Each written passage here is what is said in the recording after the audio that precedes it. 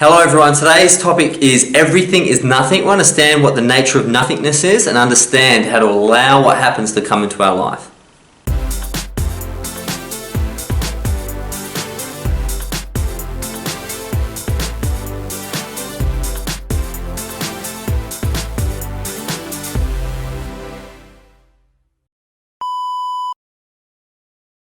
Hello everyone, today we're going to use some interesting metaphors and science to understand nothingness and where everything comes from and understand thought a little bit better. So it's a big video. As always, I'm going to start with a quote from my amazing friend Wayne Dyer.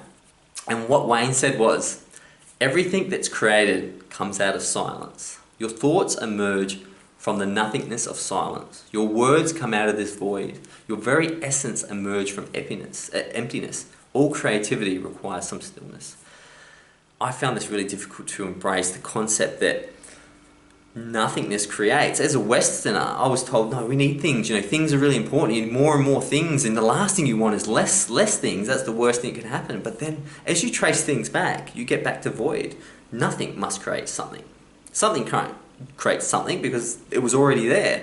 So we should respect the void, we should respect this concept, and I'm going to illustrate this with a story. So there was a girl who lived in an Amazon forest, and her wedding day was in 2 days, and she had to organise a huge amount of information. She had to organise and tick off the guest list. She had to find 2 different villages in order to invite the elders. She had to finalise her dress. She had to finalise the flowers that are going to be used. She also had to get information about the food that was being served. And she had this entire list in her brain, and she was stressing out. As you can imagine, anyone can relate to a wedding day. It can be very, very stressful. So she was stressing, and she couldn't sleep. She got up early in the morning to begin a huge task list, and she was stressing. She was looking at her feet. She walked through the forest. You know, the birds, she couldn't even hear the birds. She used to love listening to the birds in the morning, but she was just so fixated by all these thoughts, and then the thoughts of, what if it goes wrong? What if I've forgotten something? And her anxiety started to set in. And she's worried, and now she's stressing and thinking even more. And just as she's about to enter the clearance to the forest, a lion jumps out and roars. And in that split second, she's not worried about her wedding. Now, it's an old story and it's an interesting story, and ultimately what it's all about is just stripping back yourself and understanding that what's important to you is what's happening right now. And sometimes we do need a big lion to jump in our face. Sometimes the lion that jumps out that stops us worrying about the small things is a divorce or a death in the family or a sickness. And that's the lion in the forest going, I'm here right now, can you deal with this? And a lot of people aren't prepared to deal with it because they're living in the world of stress and thought for so long that they're just paralyzed.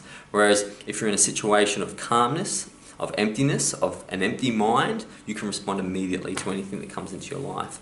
So how do we do this and how do we understand this? Well, number one, nothing is the fundamental nature of reality. I start to laugh now. I've studied quantum mechanics for over 10 years now, and quantum mechanics is our best understanding of the nature of reality. To scientists, I disagree. I believe Zen is the best understanding of nature of reality, very simply because the ultimate nature of reality is void, is emptiness, is nothingness. Whereas with science, we keep wanting to prove there's particles here and particles here and particles here, but eventually we have to get to nothing. So when people go, what's the true nature of reality? It's nothingness, and everything springs eternal from that. Number two, awareness is the only thing that exists. Awareness is the only thing, when you strip back, you know how we go looking for things, and I did the video on karma police. If I was to take your name, your job, your social security number, and then take your memories and your thoughts, now we just have a body who doesn't know who they are, and then I took your body and started taking your skin, and if I could keep you alive while that's happening, the only thing that would be left is the awareness of those things happening to you. Awareness is primacy. Awareness, without awareness, there is nothing. Number three, you are awareness, which is the great thing, right? Because awareness is eternal and awareness is the only thing. So you are eternal and you're the only thing. That's good news, you know. That should take a lot of stress out of people's lives and maybe not worry so much about upgrading your BMW and working an extra 30 hours a week away from your family to do so, knowing that it's really just a small illusion that what you're chasing, and really the awareness of your life is way more important.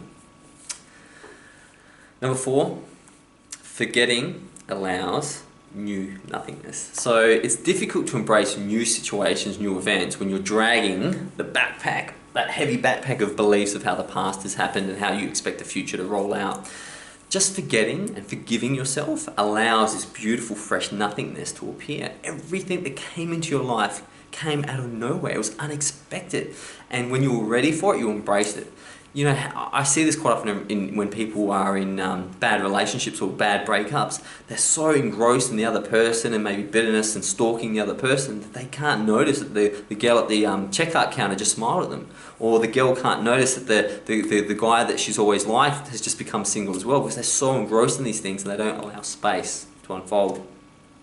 Second to last, an ending is always a new beginning. There's a song I heard recently and it basically said the ending is the beginning repeating. It's important to embrace this. The structure of any story has got to end, middle, and a start, beginning, and end. Okay, that's how reality works. It must end in order for the beginning to be accurate. If something began and went forever, it never began, because to go forever it means it didn't have a beginning because it's been here forever. Therefore, it didn't have a chance to begin. I know it sometimes sounds crazy, but I know you're getting this now. And finally, do not fear the void. Quite often when, the materialist scientists say, well, what happens is you die and you become worm food. Okay.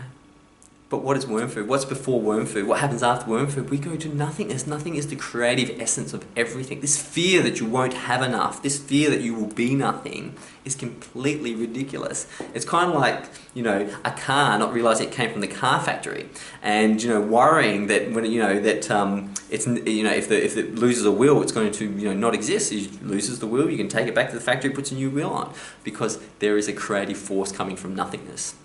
It's something to remember. Clearing your mind is just so important to living a true and authentic life. I can't wait to see you tomorrow, but until then, goodbye.